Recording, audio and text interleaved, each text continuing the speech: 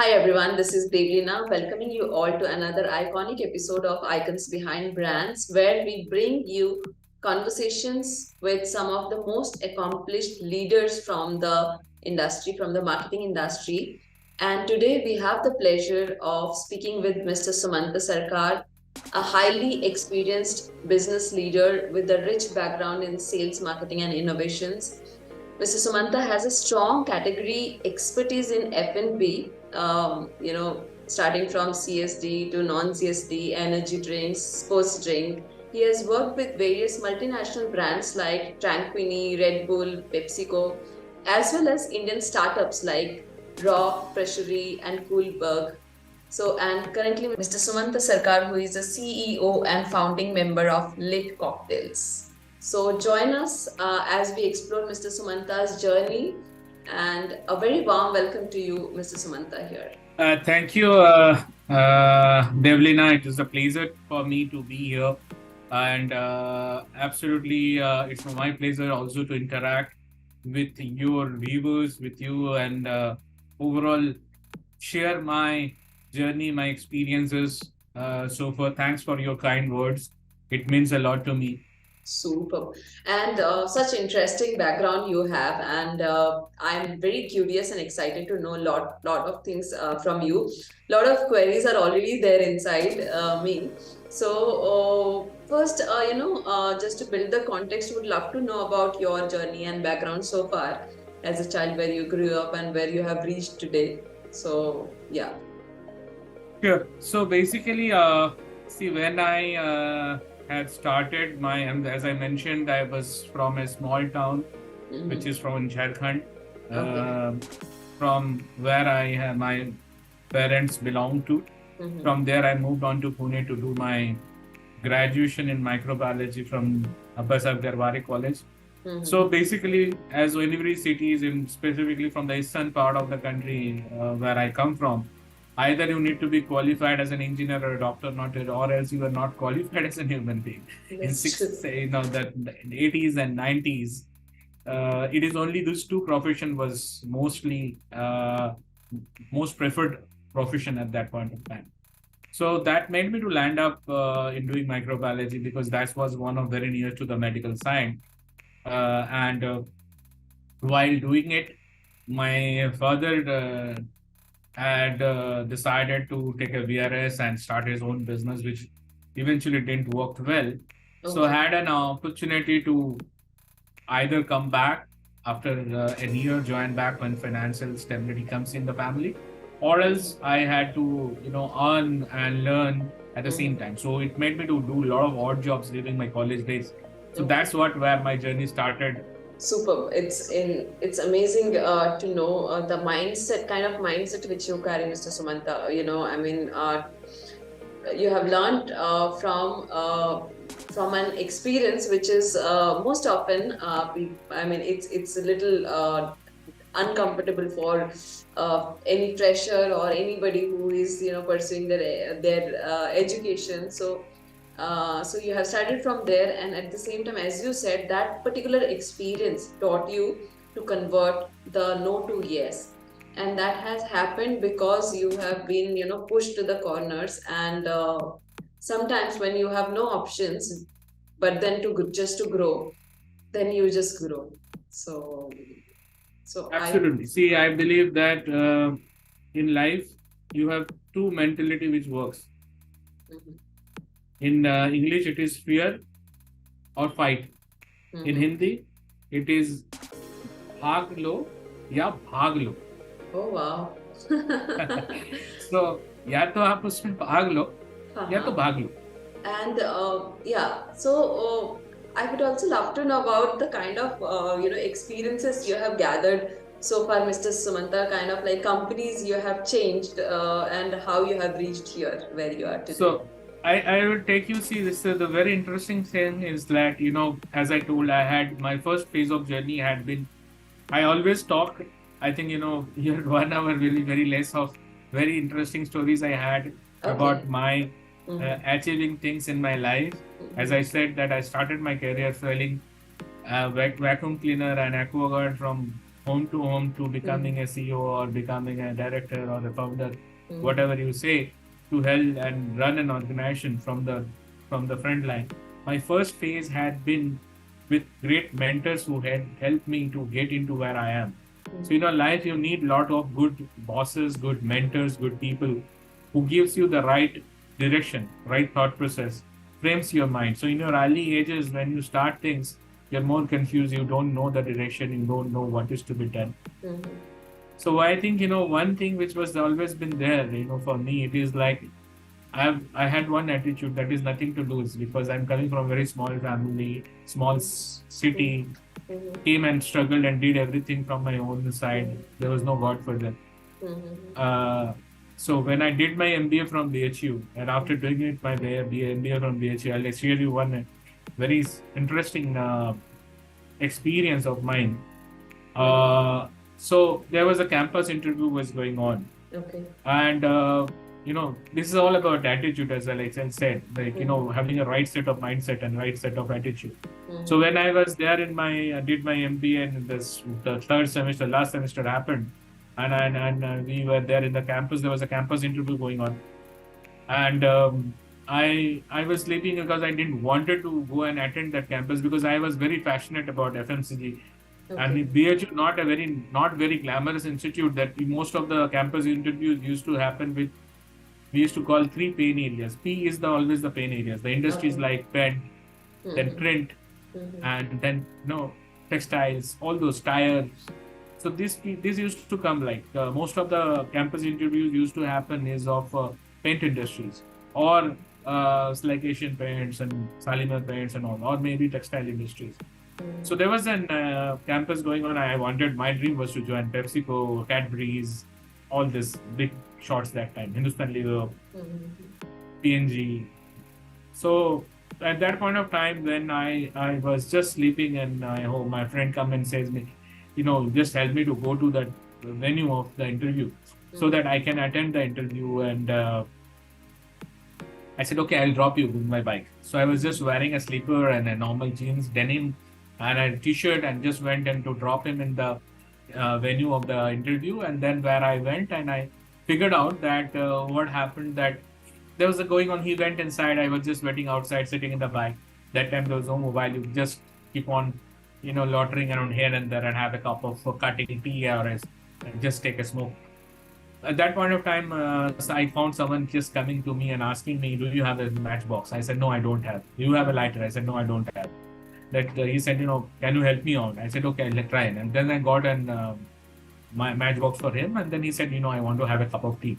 I said, okay, I'll take you there.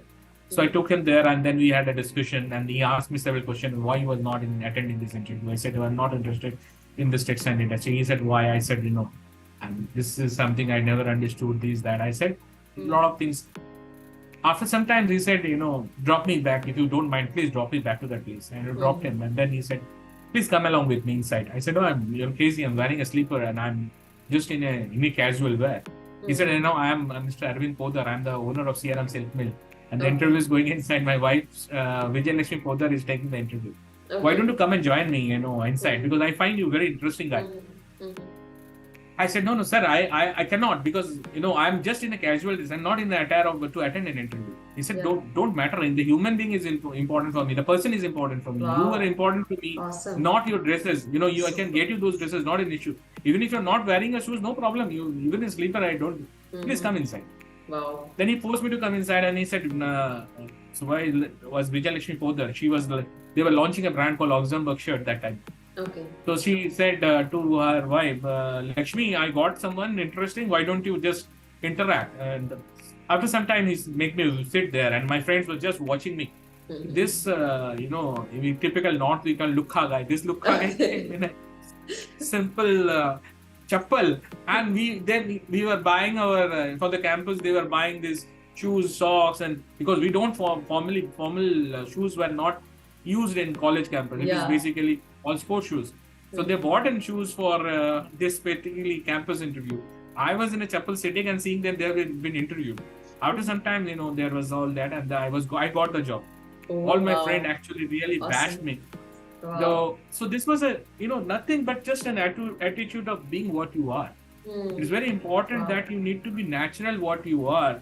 You express yourself the way you are, because many of the times an interviewer wants you to be what you are. True. So I gave this example so that a lot of people who believes that they don't have this, they don't have the truth, they don't have the right attitude, they don't have this. What you need is just an attitude, just the right mindset to be what you are. Tell them what you know, tell them what you are not. I'll give a second example. My second interview was in PepsiCo, where there was a panel of people sitting in front of me, and they were asking several questions to me. What about the ROI? What about this? Many of them were just going above my head. After listening, I thought I lost, and nowhere Pepsi is going to enter, appoint me or I get selected.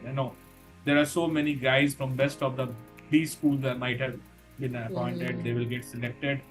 I have no chance. But then I don't wanted to leave that interview spot being defeated. I said, 1 minute, guys. I just said, just give me a minute. Let me tell you what I know. And I was been interviewed for a position of a sales trainee. Okay. CE, basically a trainee. I said, sir, with all due respect to all of you, you have a lot of knowledges about what you have said because you have come across this journey. I'm just starting my journey, sir.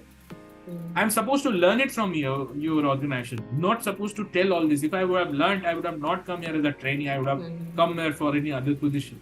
True. Let me tell what I know. And let me tell you that what I don't know. At least I know that what I know and what I don't know. These are the things I know. These are the things I don't know, which I need to learn from your organization, because this has not been taught to me in my university. And after telling all that 15 minutes, I told them what I have learned, what I understood, some of the question which has been asked to me, and I just said, thank you very much. I'm so sorry to take your time. And I left the interview venue. Okay. Somewhere said, they have asked you to wait for some time. And I got the offer in my hand as a sales trainee of Pressery. So these are two events which taught me that it is very important to be a natural what you are.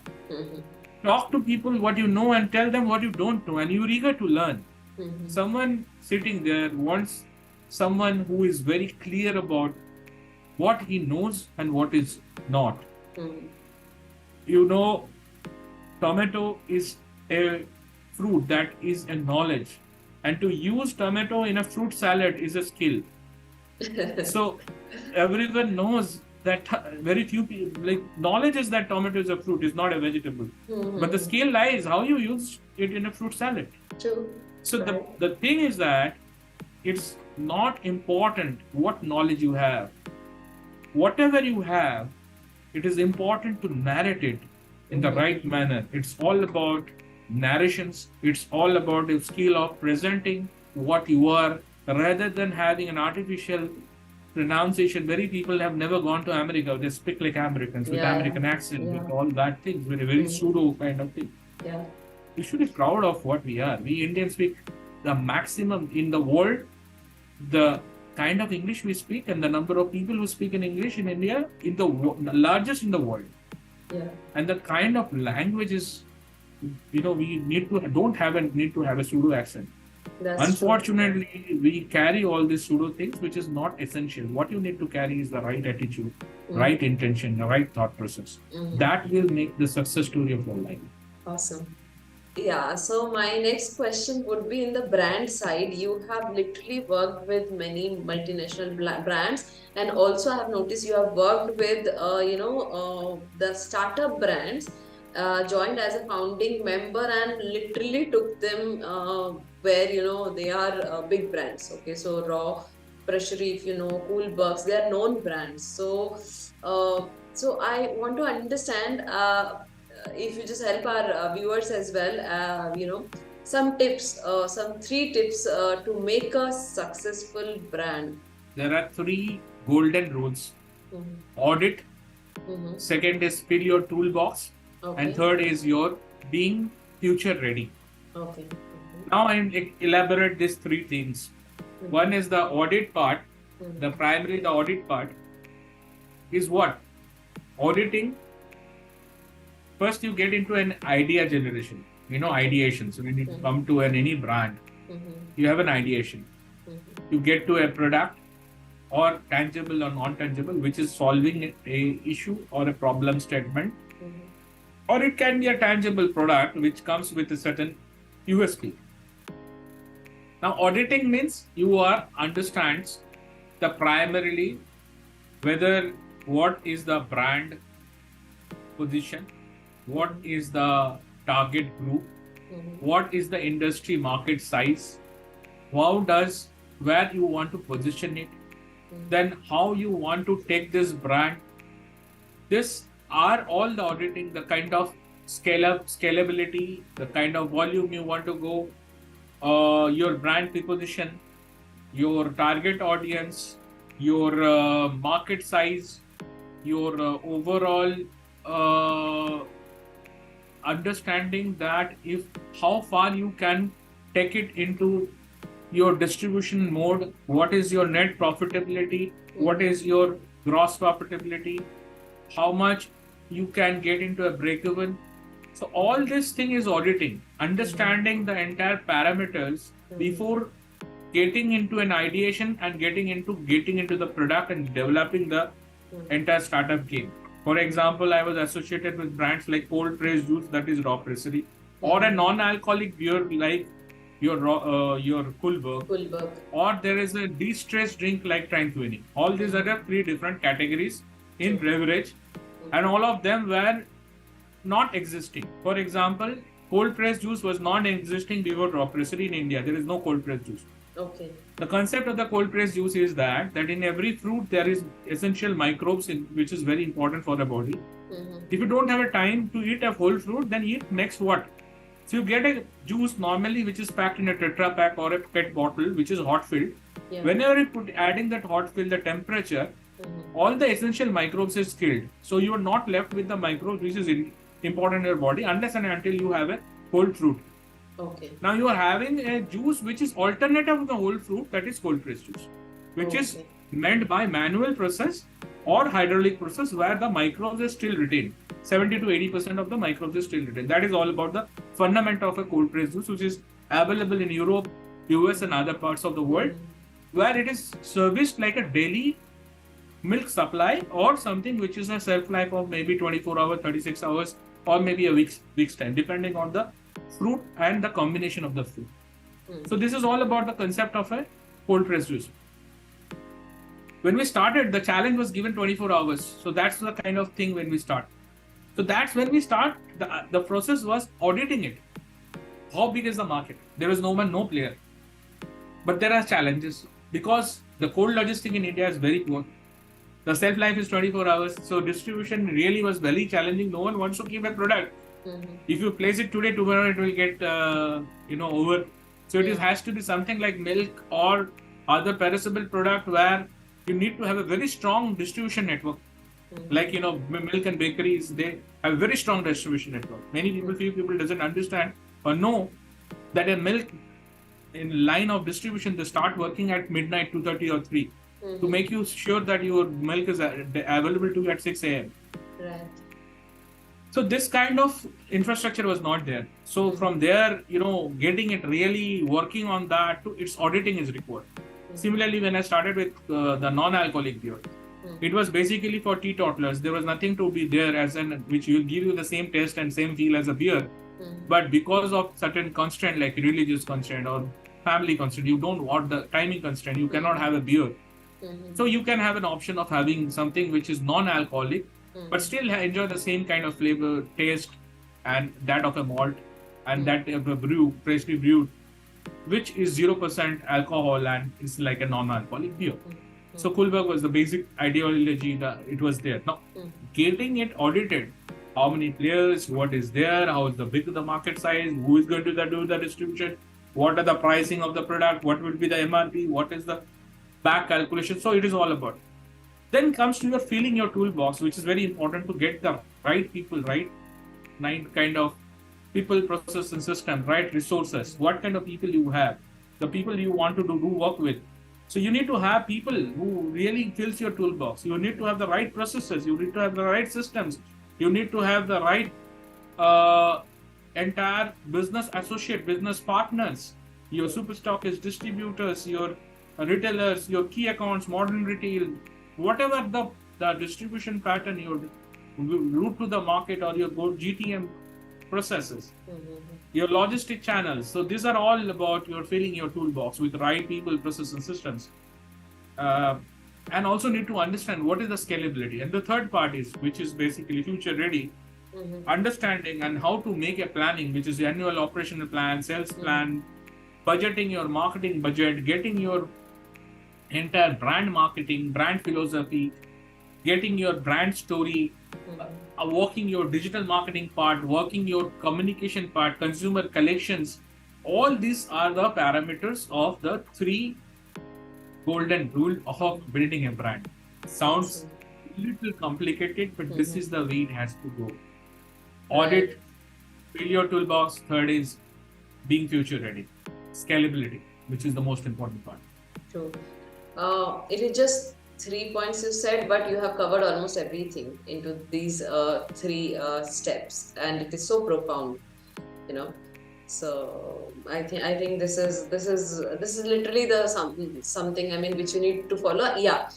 After this, you have a lot of homework to do. Inside, the subtopics are, under audit, there are so many things where you need to do a lot of homework, because building a brand is not, you cannot build in a day. Like, it's a long-term game, and you literally have to put all the aspects in a place. Right? True. So let's talk about the consumer mindset. As you said, Coolberg, that was one of the drink which came into the picture when there was nothing such existed, and the same went like raw Pressery, right? Cold pressed juice. So it also require a lot of understanding about consumers' acceptance, and whether we have a market or not, first of all.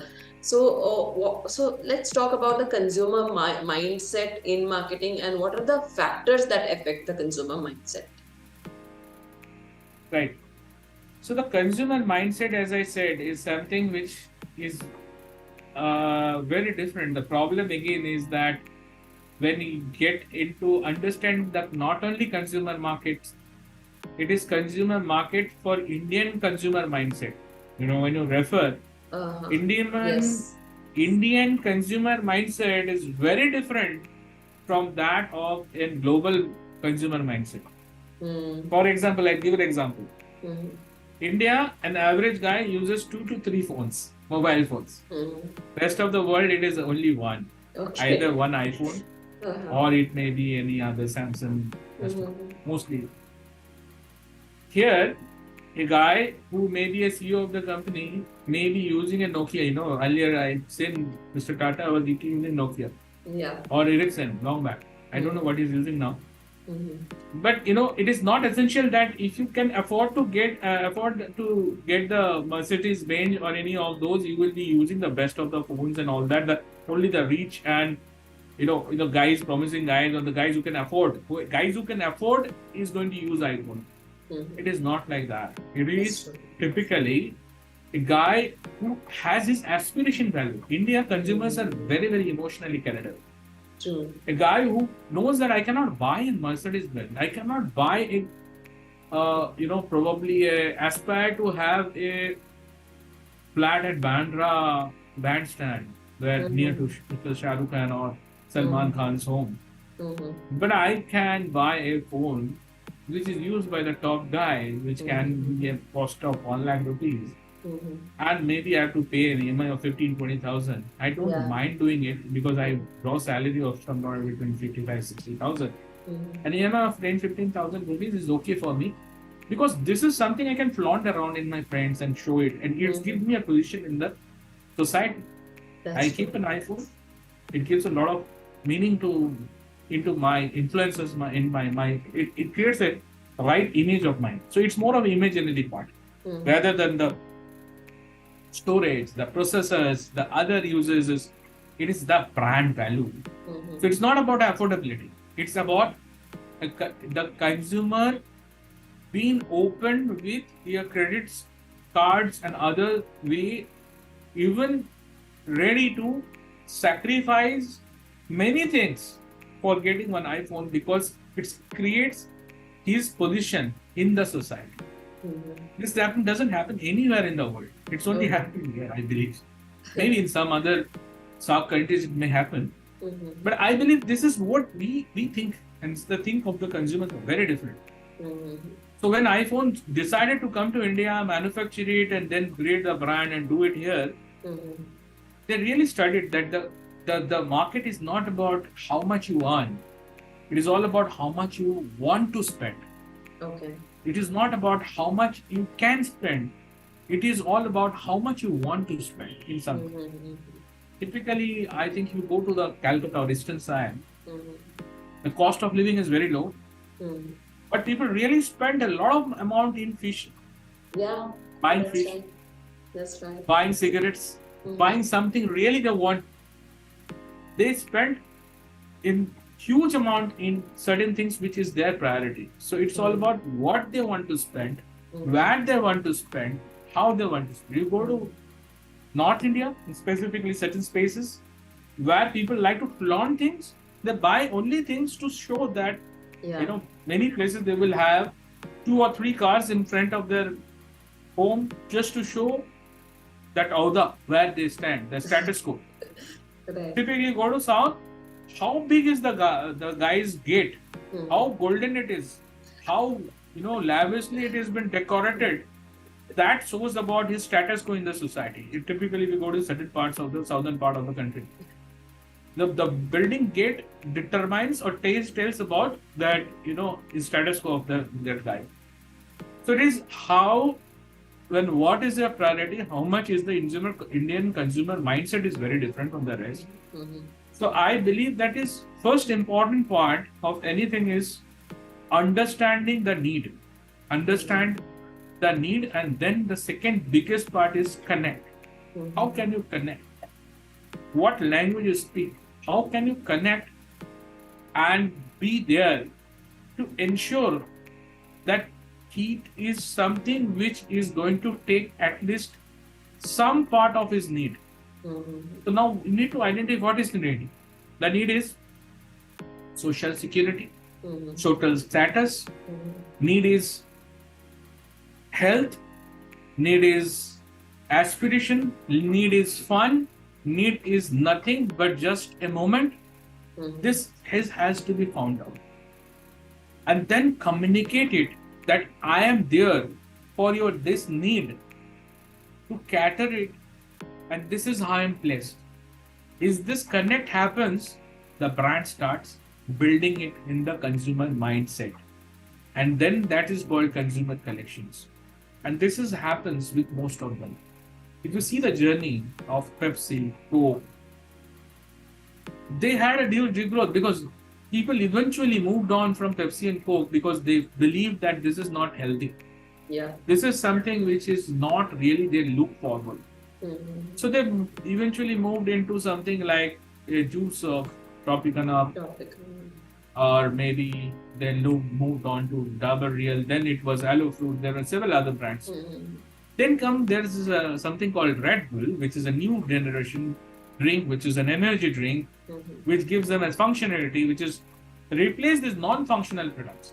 Pepsi, Coke has no functionality. There's just something which gives you a carbonated juice, nothing else. Carbonated soft drinks with just carbonated flavored sweet water, which gives you nothing else, just a carbonation after your food. So you feel like it makes you palatable. It's a thirst quencher, nothing else. Nothing, no statement of anything else. Yes, they create something like there's a lot of creation about brand preposition or with celebrity endorsement, creating a campaign, because you need to really work out something which has no functionality. Red Bull came and with a simple thing. Red Bull gives you wings. No one understands what is all wings. Why do you need wings? And somewhere I was reading it. They said that if you want wings, go to KFC. Okay, that's a good one. Why you want to, if you want a week, go to KFC. Right. So, Red Bull gives wings, yes. Then came Hell, which has a disruptive theory, which came said, no wings, nothing, it is only, money, which is affordability. Red Bull went 130 rupees, we are giving you at $50. Okay. Same maza, same thing, everything is same. Spend $50 and get something similar that of Red Bull. Why Red Bull? Forget wings and all that. Just enjoy Hell. Now, even with this Hell, what they did, that's a price game, disruptive game. Okay. They read the consumer mindset that everyone understands the functionality of Red Bull. Everyone understands the functionality of an energy drink. But it's a question of, as you said, the share of wallet. It's very heavy to my wallet. I cannot afford to have a Red Bull 1 or 2. Or if I addicted towards it, having 2 or 3 Red Bull is like 3,000 rupees in a month. Or maybe if I'm having 2, it is more than 6,000 rupees in a month. It's not possible for someone who is really addicted towards it, or maybe more than that or lesser than that. If you're mixing with any of the white spirit, your spirit cost plus Red Bull cost was very high. So that's where reason where the narratives got changed. The narrative was like disruptive, it was there. So consumers, there are 3 factors. One, there is a need to create a need. Why I need this product? Why I should buy this product? What is that my value or need is been taken care of? What aspiration, whether typically there are products which is health benefited. None of them does well because India, we as a consumer are a consumer of samosa and diet Pepsi. So it is a guilt filled, reduce the guilt, no problem. You have compressed in one line itself. So we have aspirations. We aspiration value of being healthy. Right. We talk about 5 a.m. club. We'll read that book till 12 a.m. in the night about a 5 a.m. club. I'm reading a book of 5 a.m. club till 12 a.m. at the night. And I will start following it someday. So tomorrow comes and tomorrow goes. Things are yet to be done. I'm reading a 5 a.m. book, 5 a.m. club book till night 12 a.m. I am reading a book. I'm really going to implement it. What is the name of the book? Get up at a 5 a.m. club. I was reading this book till 12 a.m. in the midnight. Great. This is all about... It's so relatable, what you're saying. So it is all about Indian consumers. We are basically unfocused, non-focused, emotionally carried away consumers. We are not disciplined with our priorities in life. We'll keep on doing things like samosa and diet coke.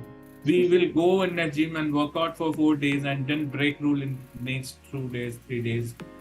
Apart from the few guys who make money with their faces and bodies, who are committed because money is the biggest motivation. So if someone tells me that you lose each kilo, I will give you $200, I will really look into it.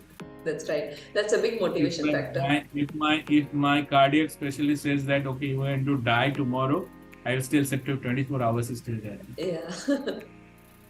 Right. Amazing. It's so relatable, each and every example here about Indian consumer mindset. I just felt that I know all these people. Whom you are talking about, like samosa and diet coke, 5 a.m. club. I think I know all these people because it's Indian consumers and they are all around you. So, Mr. Sumanta, you were talking about the wallet share as well. Okay, so this is one term I want you to discuss on. Increasing the wallet share of a consumer is often easier than increasing the market share. Yeah. So, can you tell us some strategies aimed at gaining these wallet share? Yeah, sure. See, when you talk about wallet share, I would make it very simple. What is wallet share? You have a fixed amount of thing which is there in your wallet. Now, I'll tell you how the perspective is changing. The perspective is changing, like 1 rupee, what used to buy in 1 rupee. Just think, 1 rupee what used to buy earlier, you are buying the same thing at 10 rupees today. True or Right. Not right or not? Whatever you're buying at 1 rupee, now you're buying at 10 rupees or maybe 20 rupees. Whatever was there in 20 rupees, you are buying at 50 rupees. Whatever you are buying at 50 rupees, you are buying in 100 rupees. So new 10 rupee is actually 100 rupees. Or maybe 50 rupees. Right. The new, if you see today, the government of the Reserve Bank of India has come with 10 rupees coin, 20 rupees coin, and 50 rupees coin. 10 and 20 is most. 55 rupees has now really disappeared. 2 is not there. Somewhere you will find 2 and 5, but most of the denomination, like 1 has gone, 2 is on the verge of going out, extinct. 5 is still there, but it is again, questionable. So what starts with is 10 rupees, which is like replacing 1 rupee. Why I'm telling you, this is the perspective of brand MRP valuation is changing. The pocket money, which used to be 10 rupees, 20 rupees, 50 rupees, now starts with 100 rupees. So anything within 100 is now affordable. Anything above 100 is something which a person really thinks which is not a mass product. A mass product still can be between 30, 50 and 100.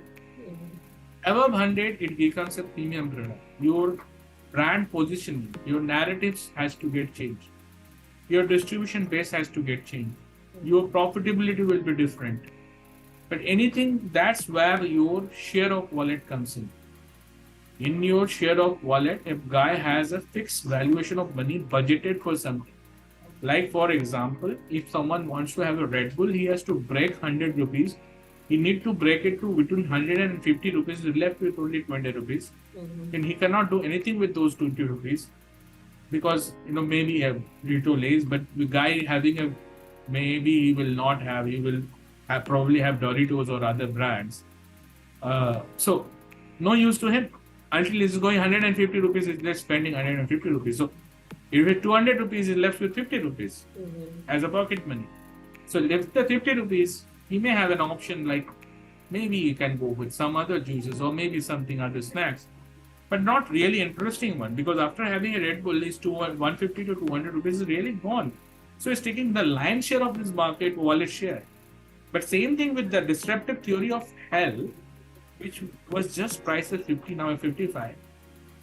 He's still left with another 50 rupees. He can have another one, share it with his friend or his girlfriend, or can do it, gift it to someone, or maybe buying another snacks or other things.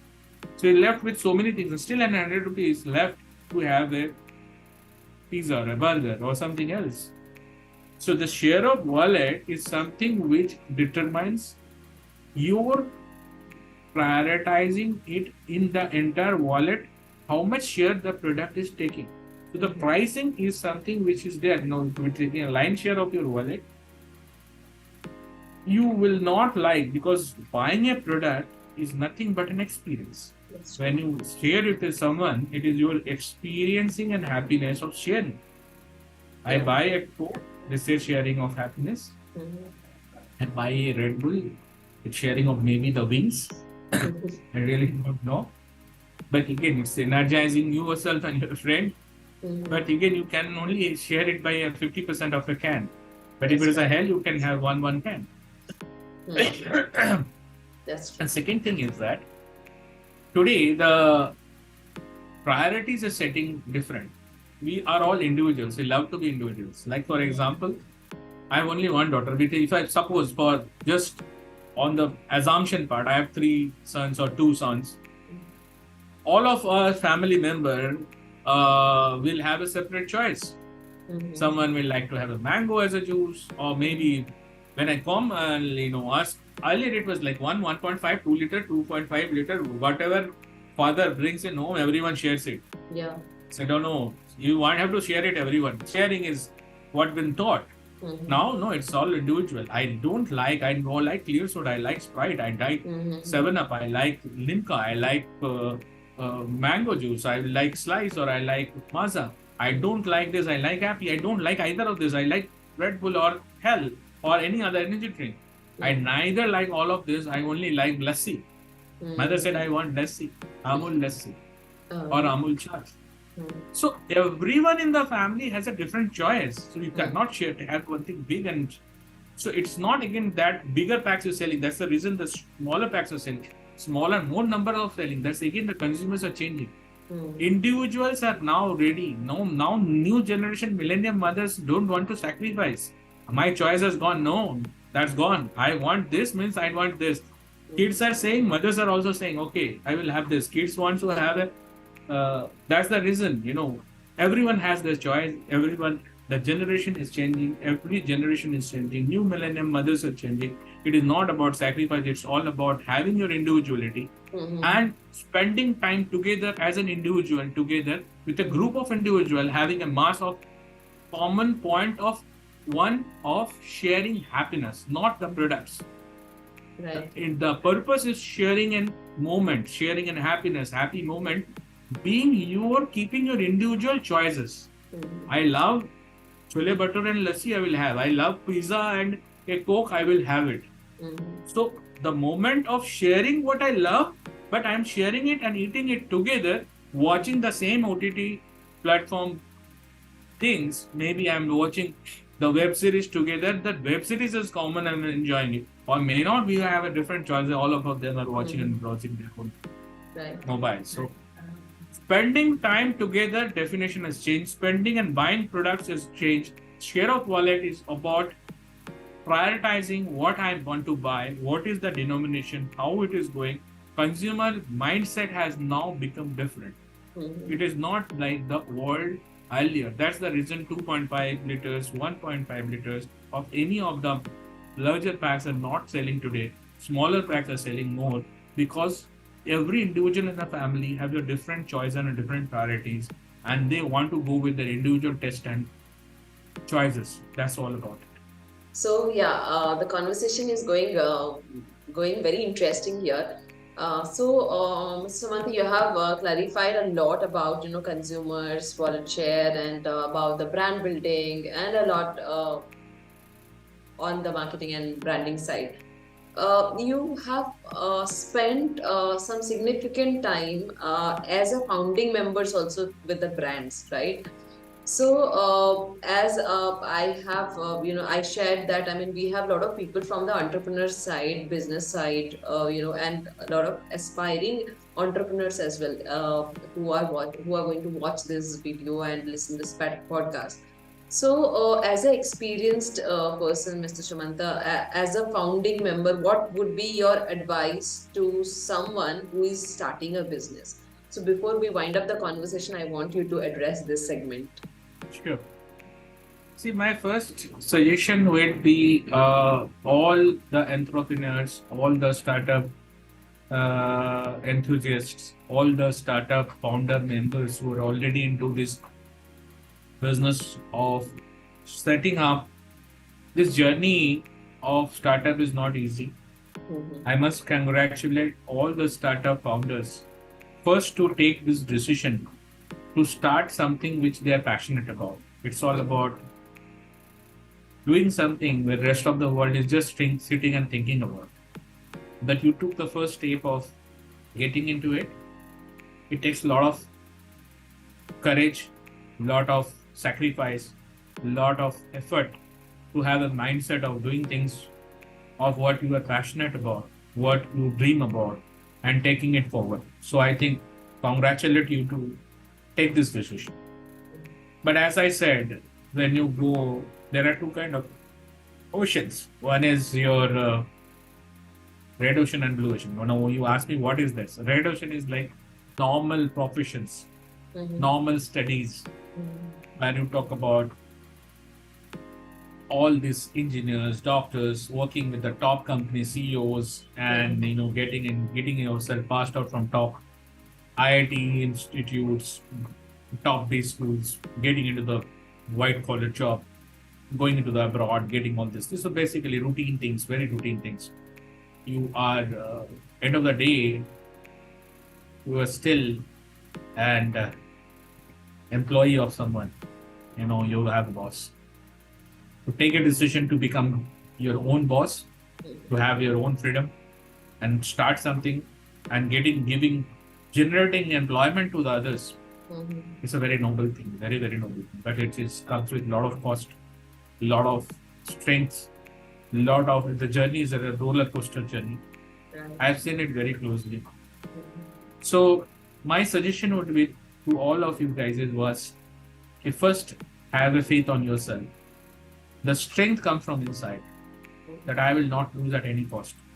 Come what may, I will see myself in the top, because have a faith on yourself, have a belief on yourself. No one else can bring it. It is all your mindset of not losing out. Second, things will all fall in place when you put your effort and keep your intention correct.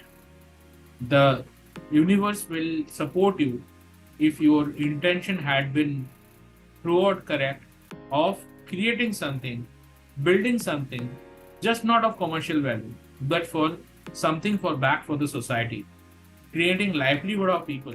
There are so many people you're creating and generating employment. So many families are dependent on your project, your dream, your life, and you are responsible for so many livelihoods to get their bread and butter. I think that's the most noble and creative thing you are doing as a startup guy, as a startup venture.